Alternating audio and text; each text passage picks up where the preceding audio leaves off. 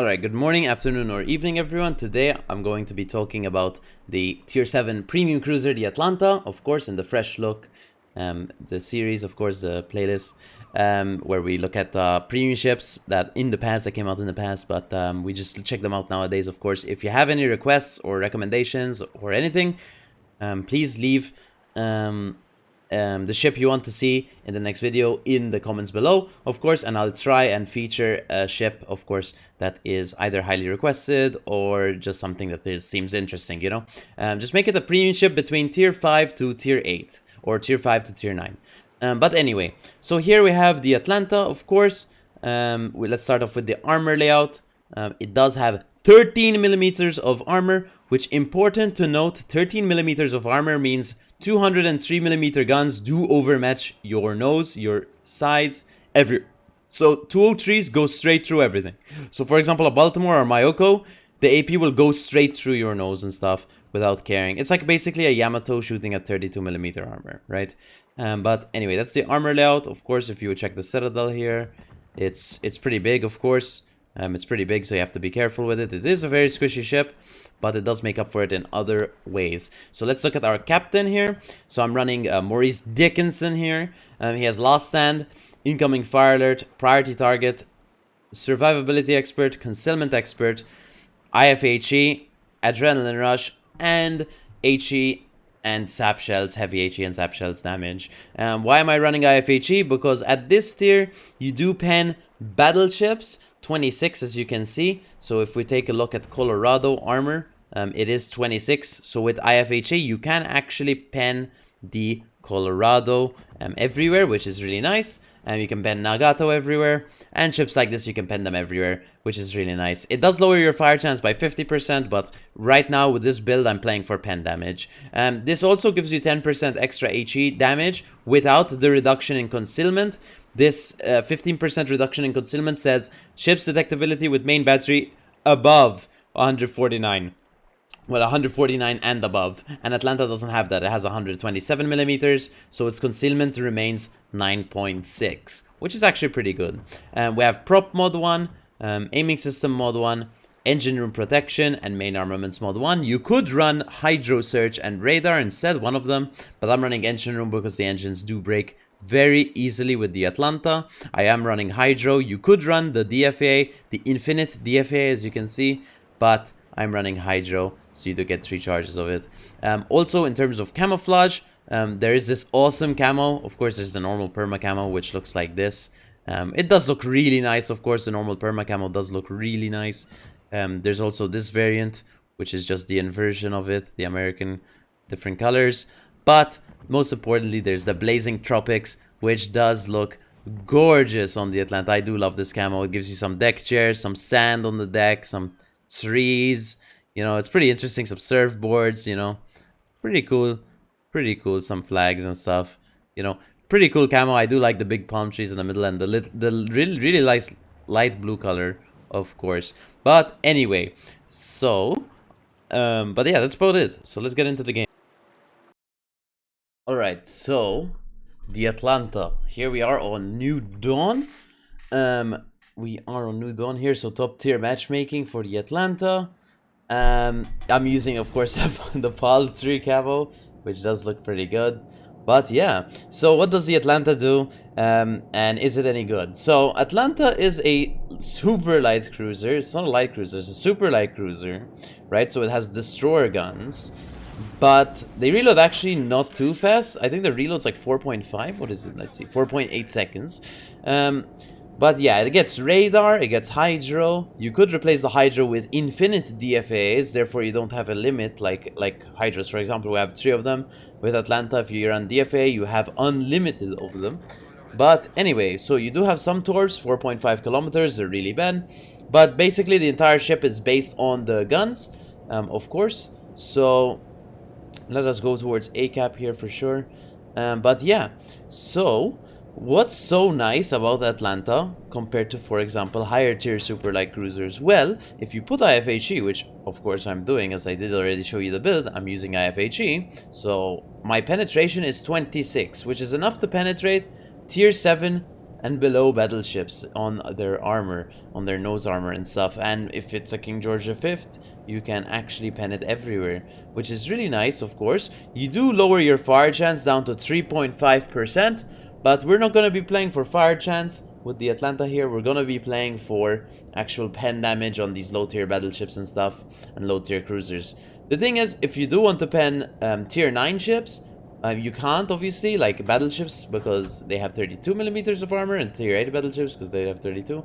So you are going to rely on superstructure damage and fires, which this build you'll probably suffer a bit more, but I still do like this build. Even in tier 9 matchmaking, this build is still good, because the fires, I mean, even though you don't really set them too much, you still do set fires. And in terms of pens, I mean, you're not gonna get much pens, but the thing is, in a game like this where you actually get matchmaking you want, where you meet a tier 7 battleship, the IFHE is actually really worth it. This is one of the only ships in the game where I actually do recommend the IFHE. It's a limited few, of course, but Atlanta is definitely one of those ships I do recommend the IFHE on. But yeah, so we see the map here. Andrea Doria's coming north, New York's coming north, Congo's coming north, but yeah, this should be fine. So battleships are actually coming towards our flank. That's kind of what we want to see. We want to farm damage, but yeah. One of the main downsides of Atlanta, which I forgot to mention already, is the arcs it has. As you can see, they are incredibly high. Of course, they are incredibly high arcs. Uh-oh, did we get shot at here? Ooh. Okay, we're okay. Turn back in, I guess. But yeah, that's kind of one of the main downsides of Atlanta, right? The arcs, obviously. So how are you supposed to play Atlanta, right? The armor's bad, the arcs are bad. Well, you have to just play island campy role. When you're behind islands, of course, the arcs are actually an advantage that they're so bad, because, you know, they can shoot over the island, right? So that's pretty nice. But yeah, that's kind of how you're supposed to be playing the Atlanta. Unless you're in full tier 5 matchmaking, maybe. I still recommend you sit behind islands, just because you don't have a heal. It's probably just you're better off just sitting behind an island and not open watering. Of course, sometimes you're gonna have a situation where you just have to open water, and Atlanta, of course, can do that.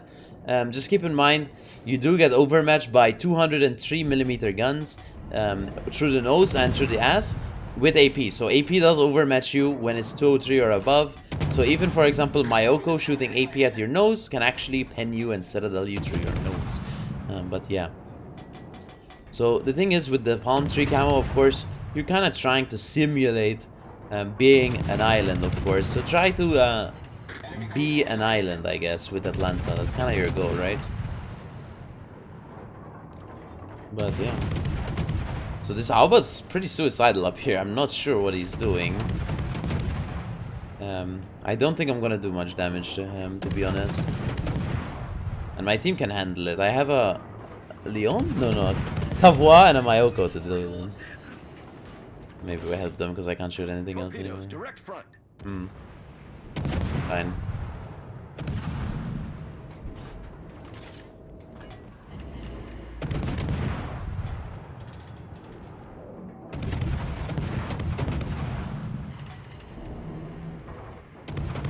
The damage output, yeah. So the thing with Atlanta also, I'm running that skill I showed you already. It increases your pen damage, alpha, I believe. It's really good for these super light cruisers, because the fact is, you don't get any downsides with that skill, but you get 10% extra roll damage. So when you are actually getting pens, you get more damage, which is really nice. I also take this skill on Austin and Smolensk and Colbert, the increased HE damage or increased sap damage, for example, that one.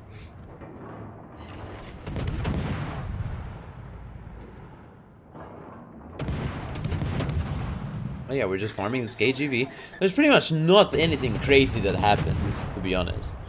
There's not anything crazy that happens here. We're just farming damage behind islands. It's pretty much your standard cruiser performance at this tier, because at this tier you're gonna find it really hard to open water and actually do things in the open, so you're gonna have to play them really carefully. because really and truly they do output a lot of damage. By the way, they do output a lot of damage, but they are very squishy, of course, as I mentioned like 100 times now. We have 3 fires so far. Sadly, the KGV is probably gonna go down to these torpedoes, to be honest. So we're not gonna get to kill him or do anything, I guess. But anyway, let us move forward towards the New York. Maybe the Congo or the Toulon, who's coming back towards us.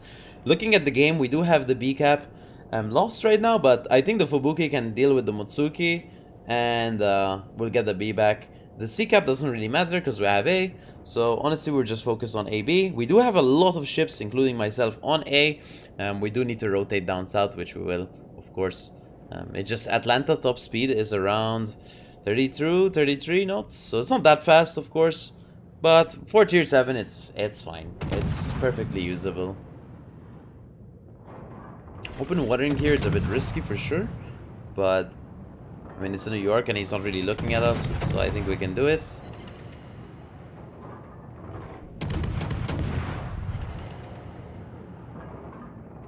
Remember, you pen New York basically everywhere except on the turrets and the conning tower, of course, so, and the belt, but pretty much free damage. Now I have a Congo here, which is also pretty good to farm, I guess.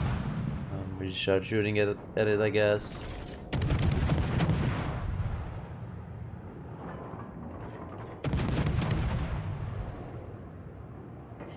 But yeah. This match is actually... I played this on stream, by the way, but I kind of wanted to show it for the Atlanta fresh look because it was like my first Atlanta game in a long time, and I felt like even though it's not gonna be like live commentary, I think just commentary in general, I think for this video is fine because it is a pretty good game at the end, and we'll see why. But I think it's a good showcase to showcase the ship, of course, so that's why I'm kind of using a pre-recorded thing here. But of course the commentary, I mean, I'm talking right now obviously, but I did play this on stream live, so yeah.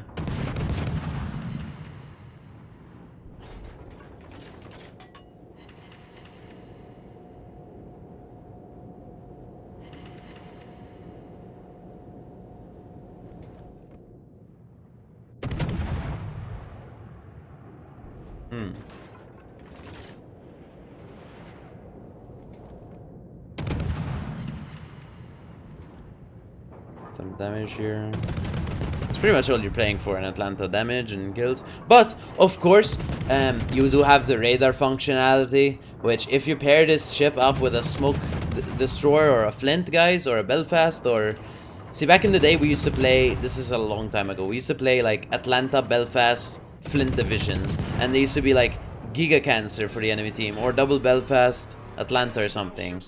Because you have the radar, you have the smoke, you have the torps, you have the hydros, you have everything to deal with yourself and the enemy, of course. But like playing solo Atlanta is fine, of course.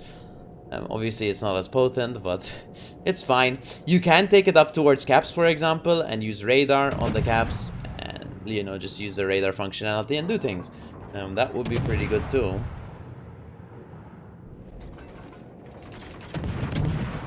But yeah, so let's move towards the B cap here. And I mean, there's 2 destroyers for attack on a KGV. Why am I not chasing the Toulon? Well, Toulon does outrun me and he overmatches me everywhere, so I don't really want to take a fight with him. But yeah, so Motsuki spotted, Guepard spotted. My reaction time is 6 minutes because I'm streaming, apparently. So there you go. That's probably all tabbed or something, chilling. But this Motsuki is suicidal right now. He's probably gonna die. He's melting down right now, for sure. Not from me, though. From my team, definitely. He is in radar range for a second here if he goes dark ever. Does he actually end up going dark? Dude, I can't hit a shot, dude. I suck. I actually suck. Alright. That kills him. My first shell hits are the ones that kill him. Imagine, Among Us. Alright, so Gepard's here. Should be fine to kill him.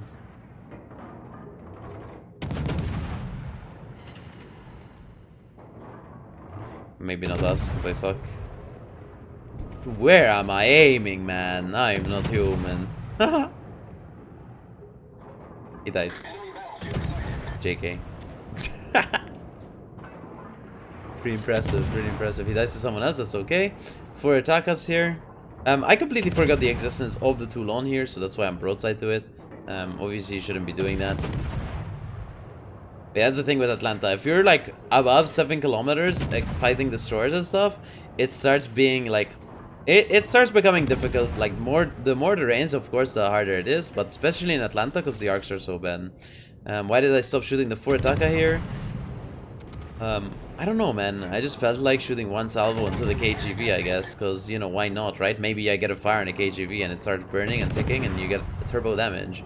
Then I get, like, upset because I didn't light them on fire. There's the Toulon shooting us. That's okay. We're going to try to get behind an island here from the KGV and start farming him here. I mean, I could shoot the 4 Ataka, but the 4 Ataka is actually... I mean, it's at 9 kilometers. It's pretty hard to hit for me, to be honest. So I was like, let me just go the easy way out and start shooting a battleship for a second. And then since the battleship goes behind an island, I'm like, nah, maybe the 4 Ataka is skillable or something in the meantime whilst I come back from the other side of the island. But I don't actually know what happens in this game. I'm actually like looking at it like second time, obviously, but because I played it, but I actually don't remember much except for the score. I believe we got around 170k by the end of this game. But here we are, KGV, back at it again. We're gonna start shooting him. We're gonna sit broadside or something, or angled. I don't know. It doesn't matter at this point. If we die, we win anyway, so we can pretty much play like this. Turbo risk for damage. Just unload as much damage as you can. He shoots AP at us. I'm panicking. I'm like, I'm dead, I'm dead. And then he does 0 damage, because Atlanta moment. Because that's the thing, right? If you're close range against some of these battleships...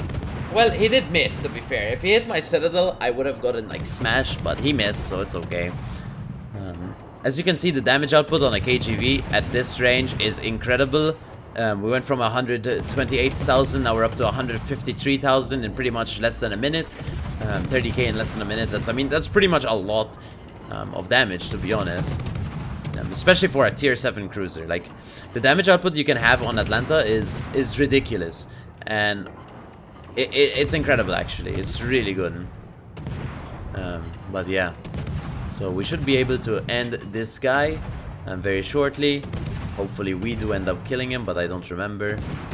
Maybe potentially if I hit my shots, maybe we could actually like maybe have a chance of maybe killing him. Thoughts? Potentially. And yeah, I think we do kill him as looking at the shells right here. But yeah, so we're at 169,000 damage right now. There's one ship left alive. It's a Toulon, the one that we left running around. I do believe the play there was going into the B cap and leaving the Toulon run for free there, because we did get up around, so we were at 102,000 damage, we went to 169, so that's around 67,000 damage farmed by making this play into B cap, and now we actually get, I believe, a slice of the Toulon, not too much maybe on the Toulon here, but yeah. I think that definitely was a play over chasing the Toulon and getting like 20k damage on it and risking me dying. That's the Atlanta, right? You have to pre-plan like 7 minutes ahead of what's gonna happen, you know what I mean?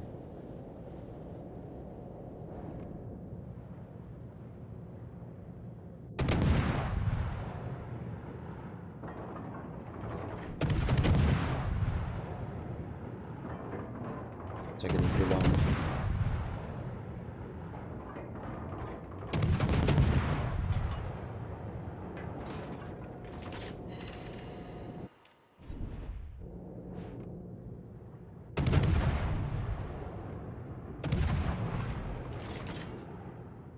He does die to Torps actually, so we don't end up killing him, but that's the game.